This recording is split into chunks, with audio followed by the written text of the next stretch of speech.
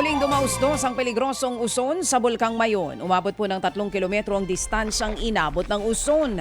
Mas manipis din ang dala nitong abo kumpara po noong Sabado. Sa ngayon, hirap pa rin ang maraming residente sa abong iniwan ng ashfall noong weekend. Tuloy pa rin sila sa pagbubuhos ng tubig sa labas po ng kanilang mga tahanan. Tinatakpan na lamang din ng mga residente ng tela ang mga damitan at lagayang ginagamit sa pagkain.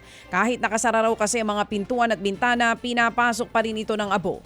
Nagbigay naman ng babala ang FIVOX na posibleng tumagal pa ng ilang buwan ang pag-aalboruto ng Mayon. Nananatili pa rin sa Alert Level 3 kung saan bawal ang pagpasok sa 6-kilometer danger zone. Kinumpirma po naman ng AFP na nagpakawala sila ng missile sa gitna pa rin po ng balikatan exercises.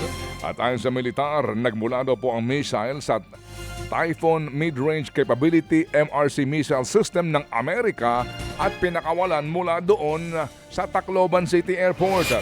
Yan po ang Tomahawk Land Strike Missile. Tinamaan po naman daw ang target nito na nasa Fort Magsaysay sa Laur, Nueva Ecija. Higit 600 kilometro ang layo nito. Kinundi na po ng ilang grupo ang missile launch dahil nga tila ginagawa ra pong playground ng Pilipinas at posible nga pong malagay sa alanganin ang mga sibilyan. Pinabulaan na po naman yan ni Defense Secretary Gibor Teodoro.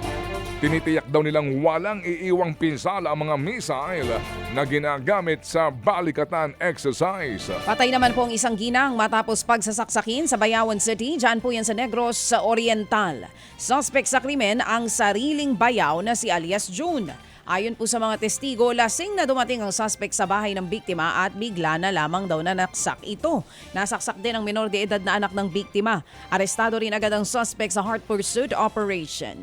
Samantala, patay ang isang ginang sa away po ng kanyang mister doon po naman sa Ormoc City. Tig-2 ulit na binaril po ang mag-asawa.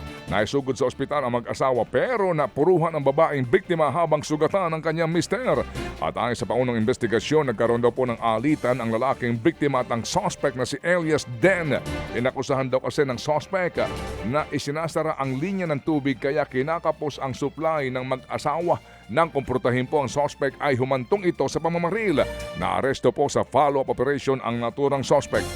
At nagpapagaling po naman sa ospital ang lalaking biktima. Patay po ang isang lalaki matapos saksakin ang kanyang tsuhin sa Tanawan sa Leyte. Base po sa investigasyon, lasing ang senior citizen na suspect. Nagpunta daw ito sa bahay ng biktima saka sinaksak malapit sa batok.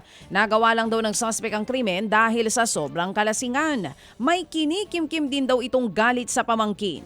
Nagsisi naman daw ang suspect na ngayon po ay mahaharap sa kasong murder. Binaril po naman sa muka ang isang ama na kalalaya lamang sa kulungan sa General Mariano sa Alvarez doon sa Cavite. Isinugod pa sa ospital ang biktima pero dineklarang dead on arrival.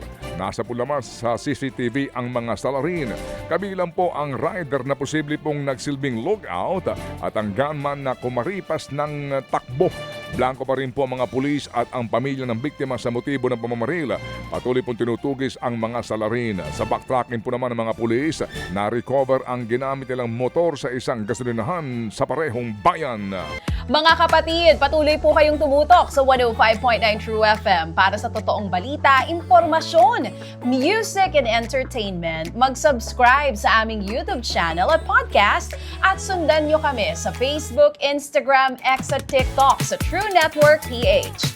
Bisitahin din po ang aming official website, truefm.ph. At panoorin din kami sa True TV Signal, Channel 19. Kami po ang 105.9 True FM. Laging true sa'yo, kapatid.